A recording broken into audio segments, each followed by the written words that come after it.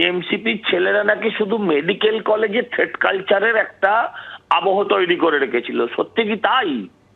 Thread culture ওরা পশ্চিমবঙ্গের সমস্ত কলেজে, জেনারেল কলেজগুলোতে, সাধারণ কলেজগুলোতে ওরা শান্তির কালচার করবে, এটা হতে পারে না। मेरा सफेद तुरंत खुले, भरपूर झाग दे और इसकी स्मार्ट साइंस दे स्मार्ट केयर और फ्रेशनेस। मेरी चॉइस मेरा सफेद। আমি বলছি গত 8-9 বছর কলেজের নির্বাচন হয়নি। কলেজের নির্বাচনের পরিবর্তে যে ছেলেটা 9 বছর আগে জেনারেল সেক্রেটারি ছিল, এখনো সেই ছেলেটাই রাজ করছে, তারাই রাজ করছে। এবং আপনি খোঁজ নিয়ে দেখুন, পুরো কলেজগুলো থ্রেড কালচারের একটা আঁতুর ঘর হয়ে উঠেছে। টাকা ছাড়া ভর্তি হয় না। বাপও ছাত্রনেতা যে কলেজের, ছেলেও ছাত্রনেতা সেই কলেজের।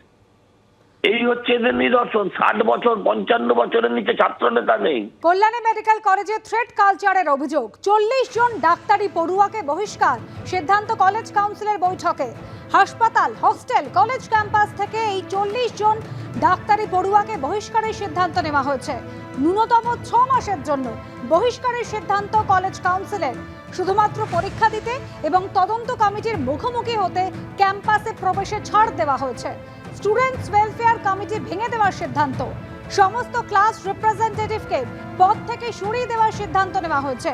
কলেজ নির্বাচনে অংশ নিতে পারবেন না এই বহিষ্কৃত ডাক্তারি ছাত্রছাত্রীরা।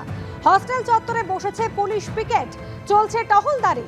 তদন্তে অভিযোগ প্রমাণিত হলে স্থানীয় থানায় অভিযোগ দায়ের করা হবে, জানিয়েছে কলেজ কাউন্সিল।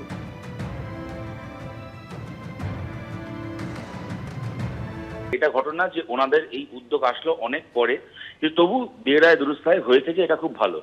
এইখানেই আরজিকর আন্দোলনের সাফল্য, যে সাফল্য আগামী দিনে বাংলার ইতিহাসে সোনার অক্ষরে লেখা থাকবে।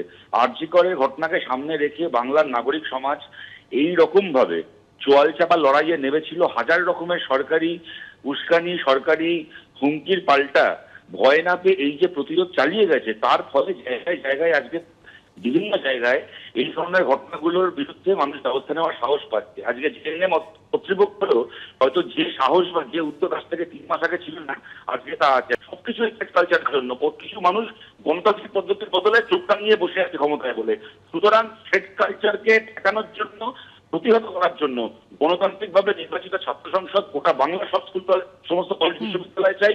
গোটা বাংলার সমস্ত পুরসভা পঞ্চায়েতে গণতান্ত্রিক ব্যবস্থায় নির্বাচিত পুরসভা পঞ্চায়েত চাই। সামনেই উৎসবের মরশুম, আর তার আগে ভারতে আইফোন 16 সিরিজে বিক্রি শুরু হলো।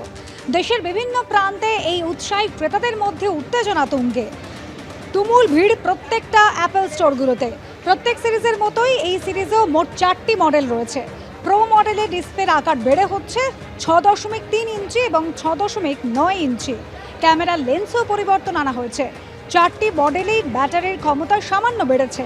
রয়েছে অ্যাপল ইন্টেলিজেন্স এবং ক্যাপচার বোতাম।